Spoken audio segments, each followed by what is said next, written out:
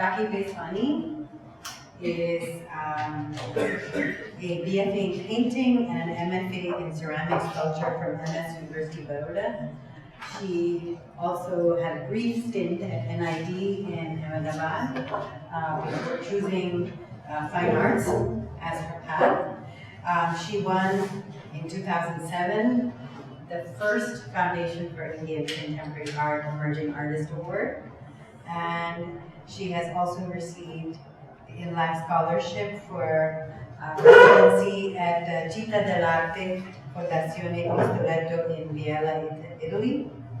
She has had her last solo exhibition, Anatomy of Silence, at the Guild Art Gallery in Mumbai.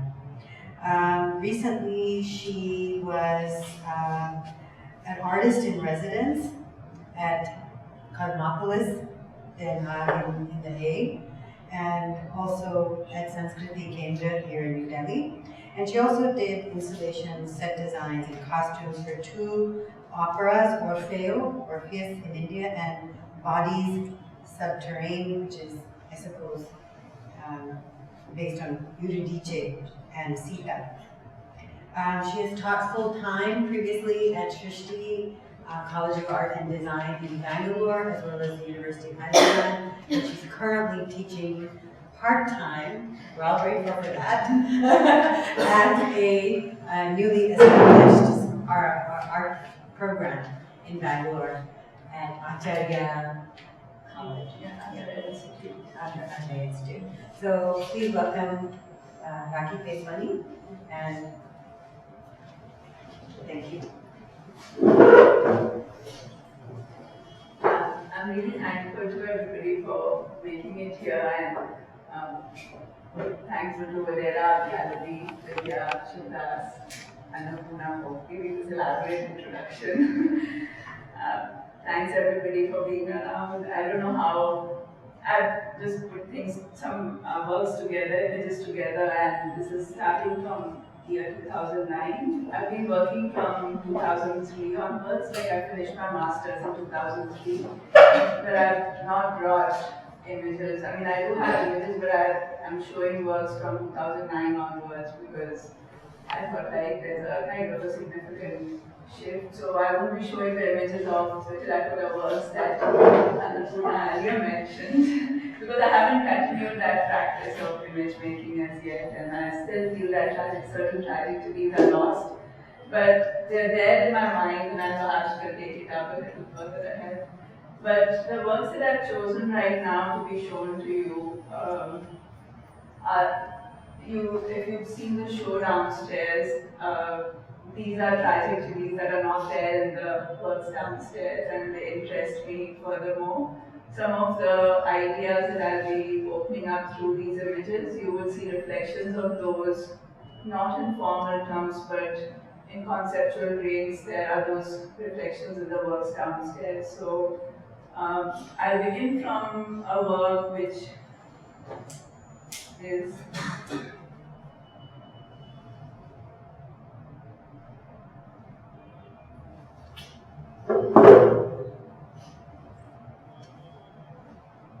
it's called Anatomical Construction of Ideas. I have like titles for me hold a very strong relationship with the work image, and they kind of, even the title clarifies my own perception of how I'm working. The title comes very late in the end when the work is almost finishing. And so the understanding of how I work is essentially through certain very basic materials at times, or through certain very basic imagery of some kind, like certain image, mostly image of an experience or an image that holds some resonance. Like, for example, the work downstairs, the sculptural work, the image comes from the cave of a stalactite and stalagmite. So images like that have certain imaginative resonance to an experience sometimes, or materials that lead to certain experiences. So I've used a lot of mirrors in this work, and I have them cut in different sizes so that they kind of reflect a very disjointed imagery of the real world that we inhabit, the viewer would inhabit.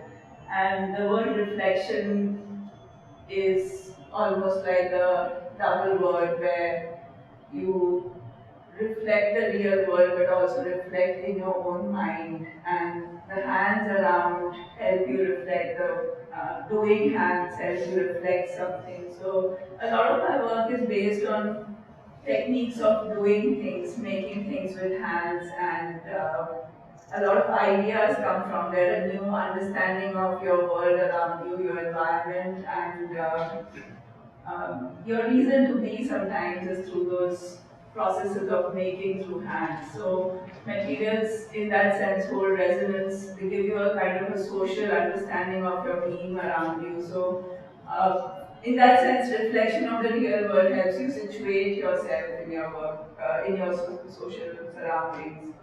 So I have some details here, and I kind of left the process of making evident in the work. I've not finished everything. You'll see like some imagery inside, like I'll show you the details.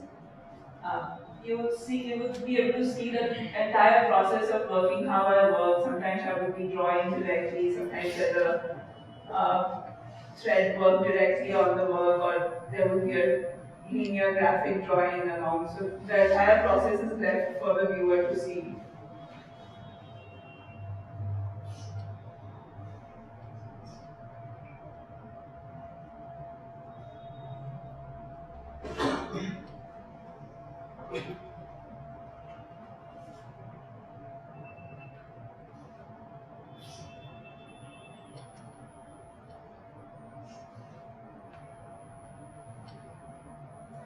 And during this time, now that I've exhausted myself of looking at histories of image making in a way, like images that hold resonance in the craftsmanship of the maker, the artist, or the so I'm looking at medieval images, early Renaissance, Northern Renaissance images, which have a very strong investment in craftsmanship. And that world of looking at images of that time, the histories of those images, has led me to reflect and even write research about that time period, and biographies of that time and images of that time help me see things in the perspective as we live today, and I find some aspect of society in a way as we are shaping ourselves somewhat absent, and the idea that the craftsmanship is waning has been something that has been a part of my conceptual relationship with working. So, looking at things from a very individualistic perspective, like when you see Northern Renaissance images, the idea of individuality was shaping up and becoming very strong at that time. But here I'm seeing it in relation with the social world where craftsmanship is becoming lesser and lesser, and the sense of absence of um, finesse in our day-to-day lives and the lives we live around us, especially the Indian circumstance of living. So that helps me create a world around me about work, which is about a finish, about a detail that I see missing in the surroundings around me. And also it holds a certain poetic resonance, then this absence becomes a poetic resonance that I can express in work in a way.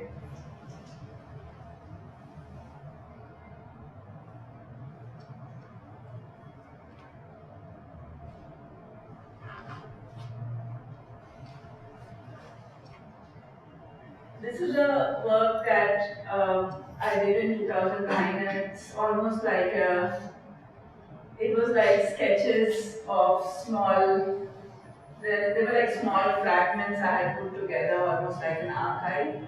And I brought this work to be shown here in this slide section because when I was searching for images today to show, I felt that there is this huge archive that I've just replicated in the show downstairs. I've just expanded this archive in a way. So I thought I can just share that. And this work was shown twice in Delhi, once in 2009 with Parira Gallery in Oakland, and another time with Shrine Empire Gallery in 2010, I think.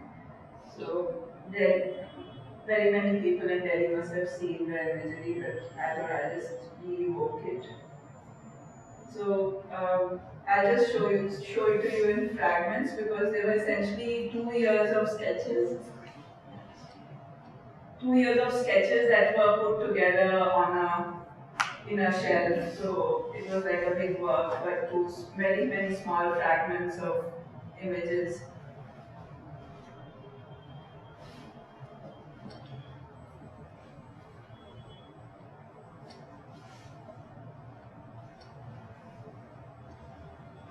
And they were like small constructs which were not just about just placing a material, but placing materials and tools as ideas and creating signs out of them, like creating them as images that lead to other associations in our minds. So a scissor transforms, I put a scissor there, but then the scissor, the moment you see it framed on the in the work, it becomes the image of a scissor, which is a real scissor, and that scissor becomes an association of a sign that leads the viewer to think of other scissors that is a kind of a scissor, a real scissor that is used a lot and it's trusted and it has some resonance than seeing a new scissor. So that resonance is about what I've been working with, the idea of doing constantly and consistently and its histories in a way. How that history is connected, it connects us to certain histories whether we like it or not.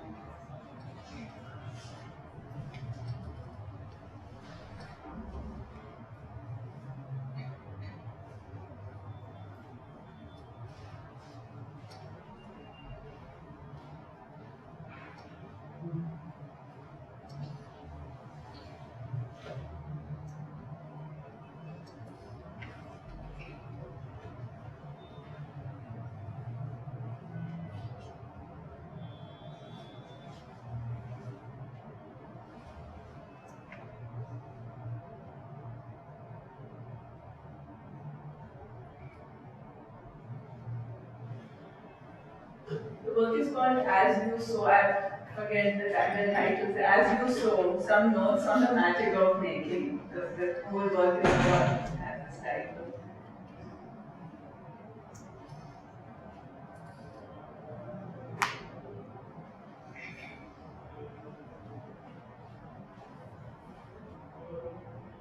And all these works have there is a larger image which I thought I would show in this work in this section because a lot of my work gets developed by accumulating many small images together, and often those images lead me to uh, show the viewer a journey, and that larger work holds the entire journey together in a way. And my interest right now is also to look at these smaller images and for myself as well as for the viewers around me to expand that. So like I said, like this archive is almost a show downstairs. That's what I've been doing now. I've been like looking at some of my older works and then seeing the connects of those works in relation to a life that we are living in, say 2014 and 15, and are there any links that I can reinvigorate the viewers through the repetition of those imageries in a way. So all these works have not brought the entire image, but showing you like smaller fragments of those images as possible entry points into works that are downstairs.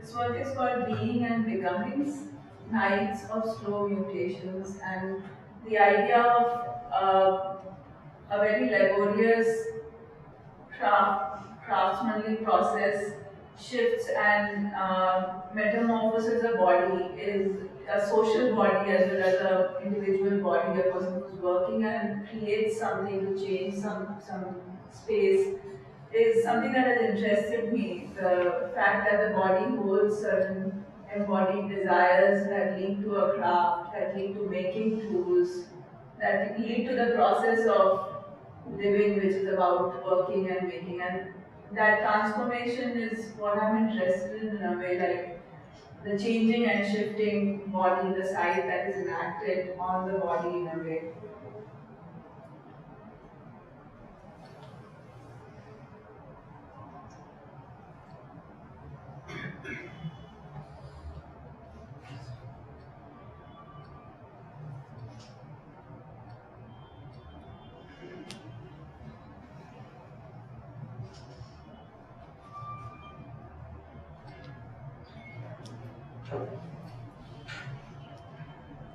This is the entire work itself.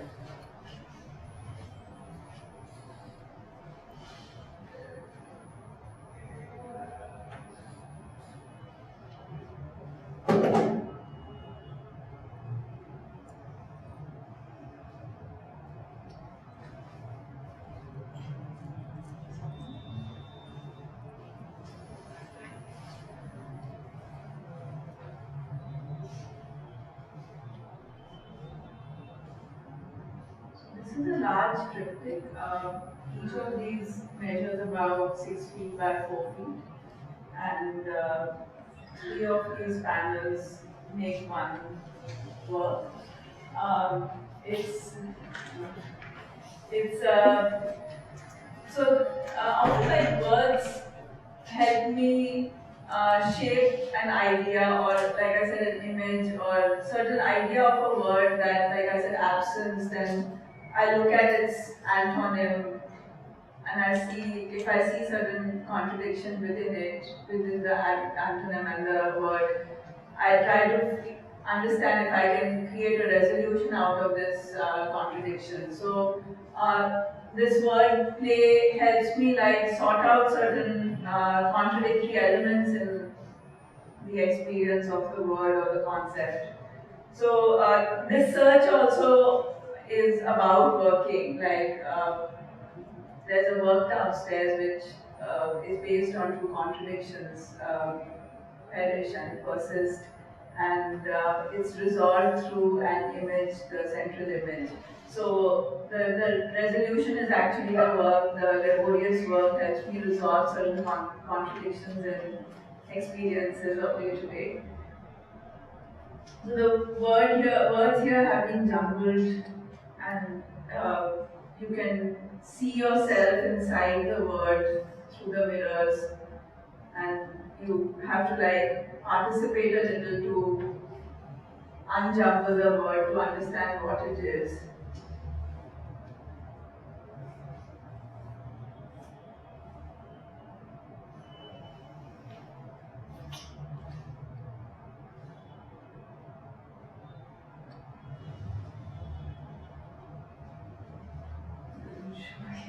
It's a white on white image of melancholy image. It's an image from a German artist, Albrecht Dürer, the melancholy angel. It's an etching of his, and I've reworked with it, with the image, enlarged it in a very manual process of graph making, and the graph is also left on the work. It's made white on white so that it's absent. You can see it in the catalog downstairs. I can see it on my computer, but it's like, maybe check it. So,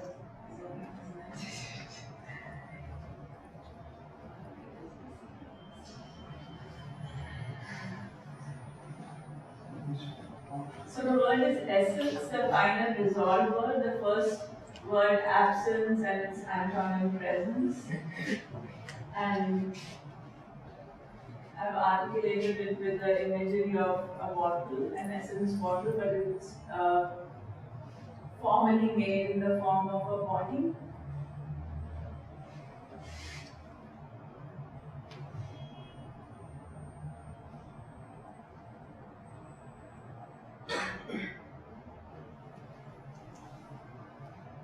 This is how it was installed in the space.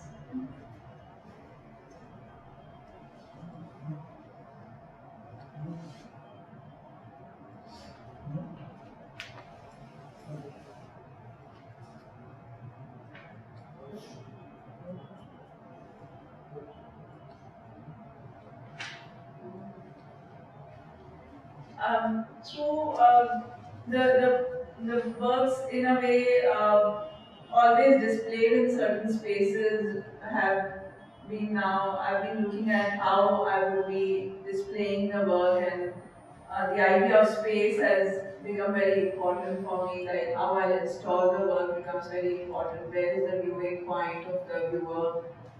How high is the ceiling? And thus, like architectural space then becomes a part of the work sometimes. To exhibit the work, there is an architectural setting within which the work would be shown. So I started utilizing the space that has been given to me to show the work, where viewer would be experiencing the work. So the space holds the work is also a part of the idea about work, that a space is where a viewer stands or sits, whether the viewer would be sitting or standing, and how the viewer would be navigating or entering the space, where would the objects or how would the objects be given the experience to the viewer. So this work was done in 2012. It's called Inside a Melancholic Object. And object in that sense is a physical space, the viewing room, the gallery, or a space where this work would be shown. And it's also a space that is very um, tightly inhabited by these objects.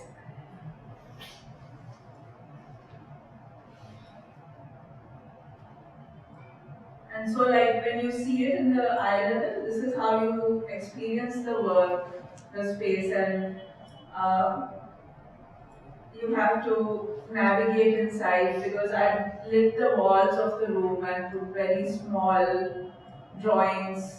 You could see through towards the drawings, but you had to come up close to see these really small drawings. I'll just show you those as well. And I stained these works with coffee, and the works were done in calico cotton. The materials hold a resonance about certain histories, and I'm not really interested in um,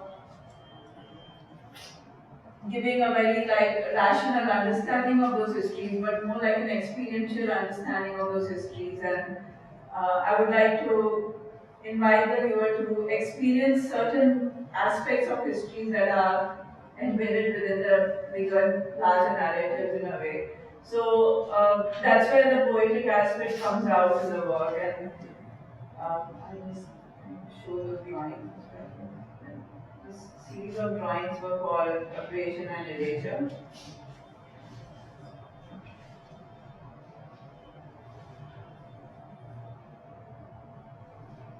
So yeah, these were done on handkerchiefs, gents handkerchiefs.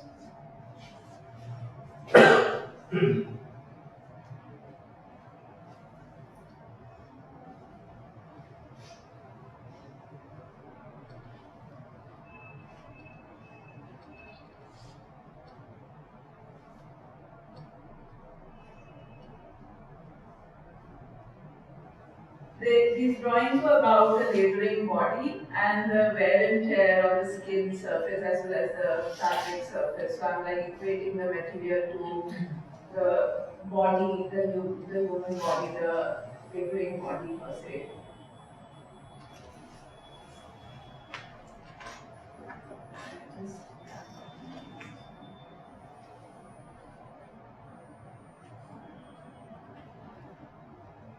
This is a newer work. I'm not working on one image again. I'll just show a few of these. This is done last year. This one was done.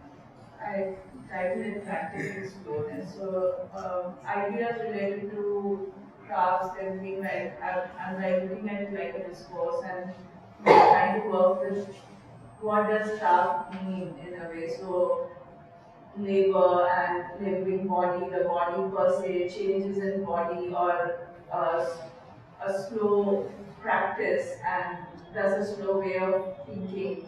They're all related in a way, and it has opened a terrain for me to explore and express as images or as materials or as spaces.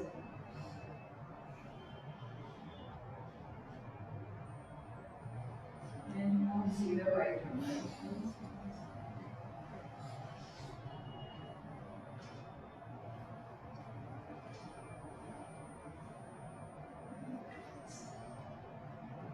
Yeah, I think we can talk for that. Thank you so much.